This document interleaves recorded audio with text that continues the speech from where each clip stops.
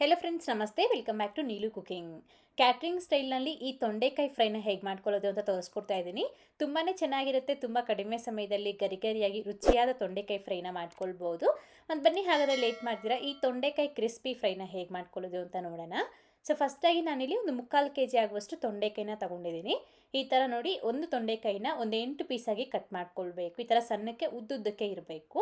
ನಂತರ ಈ ತೊಂಡೆಕಾಯಿನ ಒಂದು ಅಗಲವಾಗಿರೋ ಒಂದು ಬೌಲ್ಗೆ ಹಾಕ್ಕೊಂಡು ಅದರಲ್ಲಿ ಒಂದು 2 ಟೀ ಸ್ಪೂನ್ ತುಂಬ ಕಡಲೆ ಹಿಟ್ಟು, 2 ಟೀ ಸ್ಪೂನ್ ತುಂಬ ಅಕ್ಕಿ ಹಿಟ್ಟು, ಅದೇ ರೀತಿ 2 ಟೀ ಸ್ಪೂನ್ ತುಂಬ ಕಾರ್ನ್ಫ್ಲೋರ್ನ ಹಾಕ್ಕೊಳ್ಳಿ. ಸೊ ಇಷ್ಟು ಹಾಕ್ಕೊಂಡು ಮತ್ತು ಇದರಲ್ಲಿ 1 ಟೀ ಸ್ಪೂನ್ ಆಗುವಷ್ಟು ಶುಂಠಿ ಬೆಳ್ಳುಳ್ಳಿ ಪೇಸ್ಟು, ರುಚಿಗೆ ತಗ್ಗಷ್ಟು ಉಪ್ಪು, ಒಂದು 1/4 ಟೀ ಸ್ಪೂನ್ ಆಗುವಷ್ಟು ಅರಿಶಿನದ ಪುಡಿ, ನಿಮ್ಮ ಖಾರಕ್ಕೆ ಎಷ್ಟು ಬೇಕೋ ಅಷ್ಟು ಖಾರದ ಪುಡಿ, ಅದೇ ರೀತಿ 1 ಟೀ ಸ್ಪೂನ್ ಆಗುವಷ್ಟು ಧನಿಯಾ ಪುಡಿ, ಒಂದು 3/4 ಟೀ ಸ್ಪೂನ್ ಆಗುವಷ್ಟು ಗರಂ ಮಸಾಲ ಹಾಕ್ಕೊಳ್ಳಿ. ಅದೇ ರೀತಿ ಸ್ವಲ್ಪ ಚಿಕನ್ ಕಬಾಬ್ ಪೌಡರ್ ಕೂಡ ಹಾಕ್ಕೊಳ್ಳಿ, ಚೆನ್ನಾಗಾಗತ್ತೆ.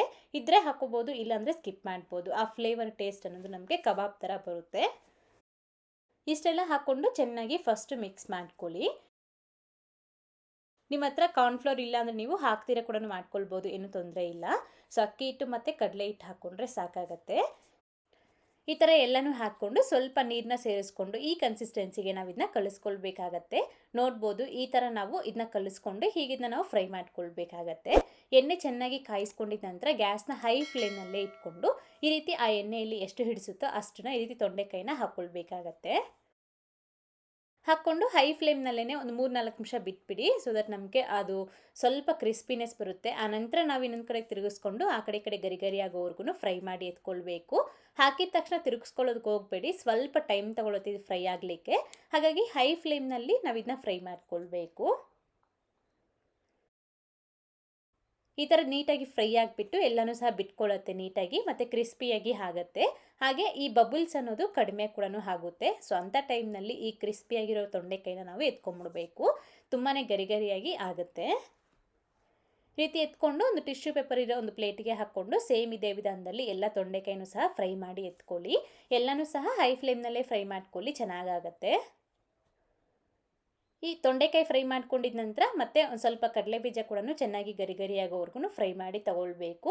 ನೀವು ಇದ್ರ ಜೊತೆಗೆ ಒಣಕೊಬ್ಬರಿ ಹಾಕ್ಕೊಳ್ಬೋದು, ಹಾಗೆಯೇ ಗೋಡಂಬಿ ಕೂಡ ಹಾಕ್ಕೊಳ್ಬೋದು, ನಿಮ್ಮ ಚಾಯ್ಸ್ ಅದು. ಸೊ ಈ ರೀತಿ ಗರಿಗರಿಯಾಗಿ ಫ್ರೈ ಮಾಡಿ ಎತ್ತಿಟ್ಕೊಂಡು ಮತ್ತೆ ಅದಕ್ಕೇ ಒಂದು 3 ಗೆಡ್ಡೆ ಆಗುವಷ್ಟು ಬೆಳ್ಳುಳ್ಳಿನ ಈ ರೀತಿ ಜಜ್ಜಿಬಿಟ್ಟು ಹಾಕ್ಕೊಳ್ಳಿ. ಸ್ವಲ್ಪ ಕ್ರಷ್ ಮಾಡಿ ಹಾಕ್ಕೊಂಡು ಲೈಟ್ ಗೋಲ್ಡನ್ ಕಲರ್ ಬರೋವರೆಗೂ ಫ್ರೈ ಮಾಡಿ.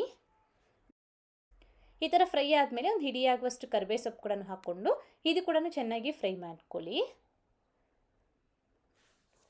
ಈ ಥರ 2 ಫ್ರೈ ಮಾಡ್ಕೊಂಡಿದ್ದಾದಮೇಲೆ ಇದೇ ಪ್ಲೇಟ್ಗೆ ಹಾಕ್ಕೊಂಡು ಚೆನ್ನಾಗಿ ಮಿಕ್ಸ್ ಮಾಡಿಕೊಂಡು ಸರ್ವ್ ಮಾಡ್ಕೊಳ್ಳೋದು ಅಷ್ಟೇ. ನೋಡಿದ್ರಲ್ವ ಎಷ್ಟು ಸುಲಭವಾಗಿ ಈ ತೊಂಡೆಕಾಯಿನ ಮಾಡ್ಕೊಳ್ಬೋದು ಅಂತ. ನೀವು ಸಹ ಟ್ರೈ ಮಾಡಿ, ತುಂಬಾ ಇಷ್ಟ ಆಗುತ್ತೆ. ನೀವು ಮಾಡಿದ್ದಾದಮೇಲೆ ಹೇಗೆ ಬಂತು ಅಂತ ಮರೆಯದೆ ಕಾಮೆಂಟ್ ಮಾಡಿ. ಹಾಗೆ ಇವತ್ತಿನ ವಿಡಿಯೋ ಲೈಕ್ ಮಾಡಿ ನಿಮ್ಮ ಫ್ರೆಂಡ್ಸ್ಗೂ ಶೇರ್ ಮಾಡಿ. Thank you. Keep watching Neelu cooking.